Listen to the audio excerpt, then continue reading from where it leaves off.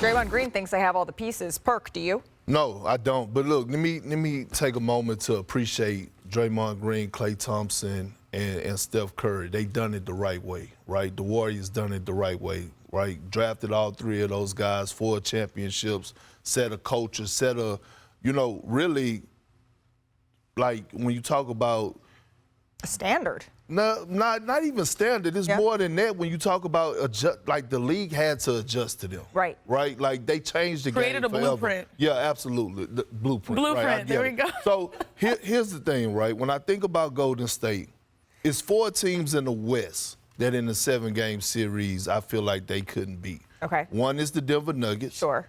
2 is the Los Angeles Lakers. Okay.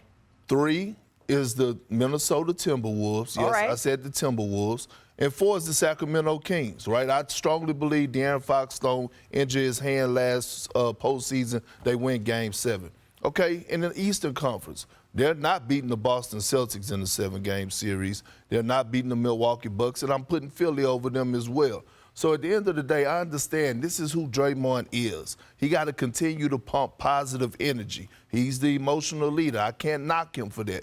But I'm not rolling with them in this ball club as actually being a legit title contender. You didn't even put your MVP pick, Kevin Durant, in that conversation in the Phoenix Suns. You didn't take them over them as well. We'll get to that another day, because if you're saying you're going to think about it a little bit more, the pieces aren't there. Which how's the front office actually looking at the pieces that Golden State has?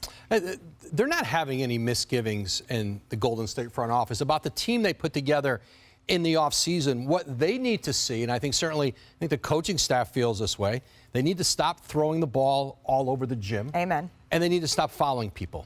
And they get Draymond Green back from the 5-game suspension. Klay Thompson is starting to play better. And I think, for this Golden State team, Klay needs spacing. Mm-hmm. And when you have non-scorers on the floor, when you have Andrew Wiggins not playing at a high level, it is more difficult for Klay to get the kind of looks that we're accustomed to see him getting when this ball is zipping in this offense, when there are threats all over the floor. But he's had 20 in his last few games. He had that great fourth quarter last night. This is a team that's going to play better. They're going to get Chris Paul back sooner than later. But I think both, not just the front office in Golden State, but the coaching staff believes this is a team that's going to play much better, and they still really like the team they put together. Hasn't that been the issue, though? Like, the last couple of years, turnovers has been an issue for this team. Like, those have been the things that plague the Golden State Warriors. Yeah, and I think, the identity that we knew maybe 10 or so years ago with strength in numbers still has to carry through to this moment, even more so because their star players are getting older. And I look at the way we talk about LeBron James. We have to talk about Steph Curry in the same way. You have to maximize this window where he's playing his great version of basketball. And I was just, visualizing what the Warriors mean to me, and especially what Draymond Green means to them, especially with what they've gone through the last few, games. The way we talk about Denzel Washington being the equalizer, like Draymond Green is the stabilizer for them. You did there. I know, he's the stabilizer for them, but at this point, that's not enough to compete against the best of the best, like the Nuggets, like Perk mentioned, or even the best of the East.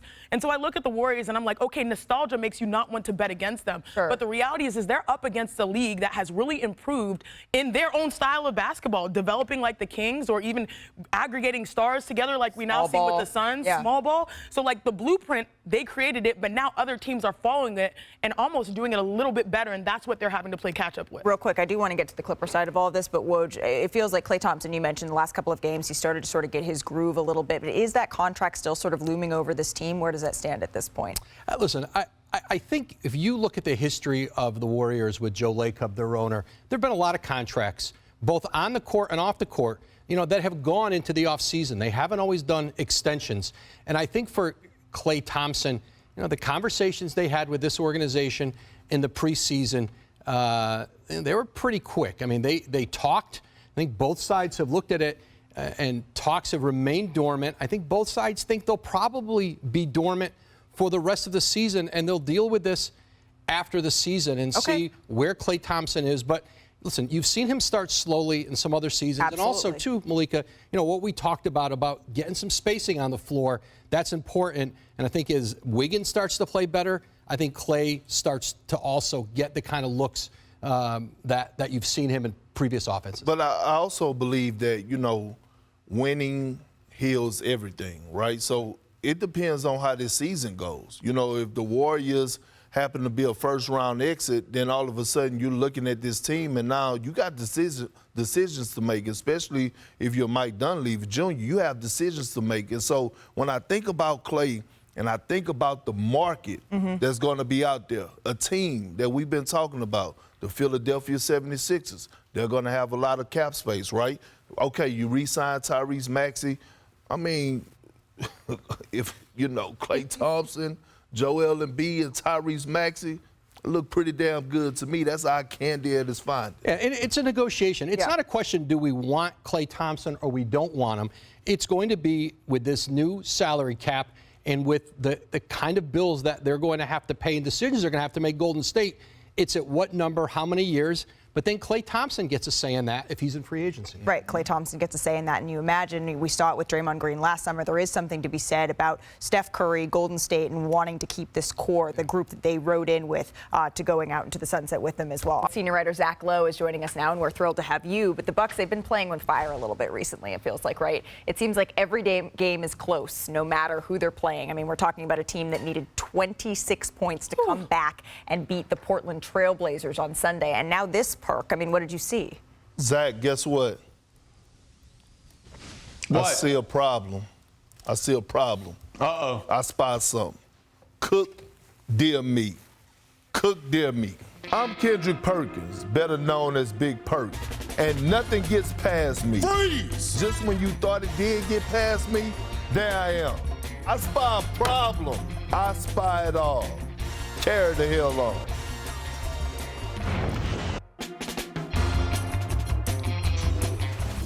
Well, look at that face.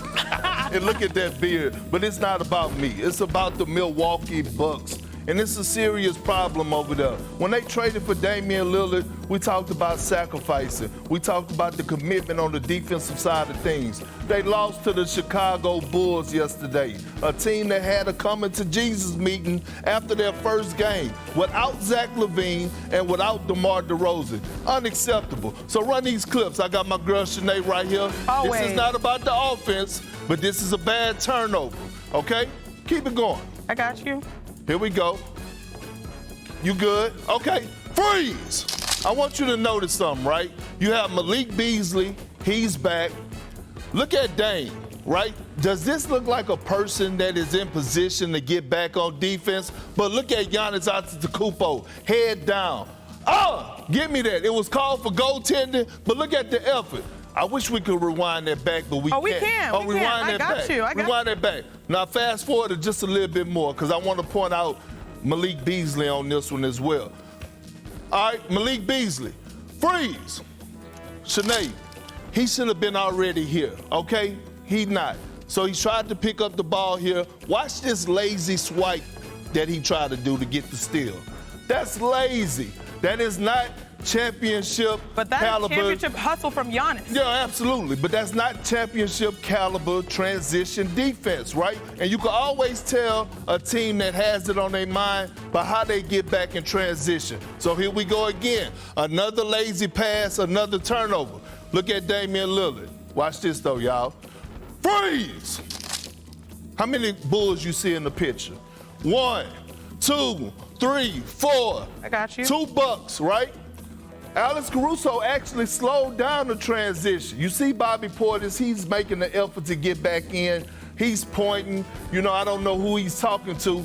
But look at Dame. Dame, where are you going? Why are you coming out here to the three-point line when this guy's attacking the paint?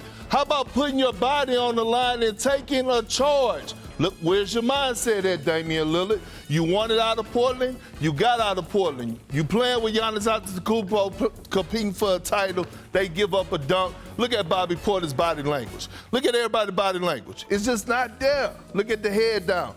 If they don't get it together, forget making it to the conference finals. This team right here, currently constructed, won't get past the second round. Yeah, and speaking of body language, the only thing missing from my spy were your sunglasses this time. We got to call your mom back, Malika, Well, because I know he loaned them. It's I winter mean, time. when you take a look at that graphic, that's really a stark contrast for what we expected from Milwaukee. I want to bring Zach Lowe into this conversation. It's obligatory whenever we're talking about the Milwaukee Bucks. what? Zach, Obligatory. that is what Mandatory. Perk sees What do you see as to why the Bucks are struggling against these bottom-tier teams? Well, first I see Chiney needs a raise if Perk is just going to say, rewind this, fast forward this, freeze on this. She's like a film director over there. Look, they've been the worst transition defense.